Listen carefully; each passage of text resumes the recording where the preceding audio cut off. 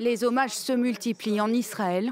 Le deuil peut enfin commencer pour les proches d'otages dont les corps ont été restitués depuis lundi par le Hamas. Mais d'autres attendent toujours, comme le rappelle Benjamin Netanyahou lors d'une cérémonie en mémoire des soldats tués à Gaza. Nous sommes déterminés à obtenir le retour de tous les otages.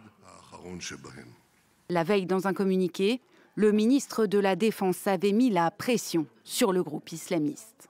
Si le Hamas refuse de respecter l'accord, Israël, en coordination avec les États-Unis, reprendra les combats et agira pour une défaite totale. Une réaction à une autre déclaration faite un peu plus tôt par le Hamas, après la restitution de 2 nouvelles dépouilles.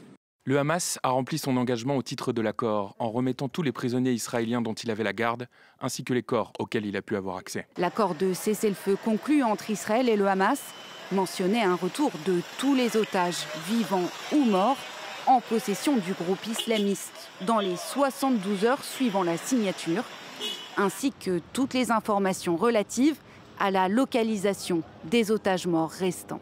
Un travail particulièrement complexe dans un territoire dévasté par 2 ans de guerre.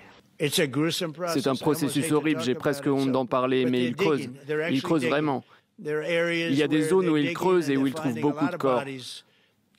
Ensuite, ils doivent séparer les corps, vous ne le croirez pas. Certains de ces corps sont là depuis longtemps, d'autres sont sous les décombres et il faut les dégager. Ce jeudi, la Turquie a annoncé déployer des dizaines d'experts pour rechercher les corps des otages toujours portés disparus à Gaza.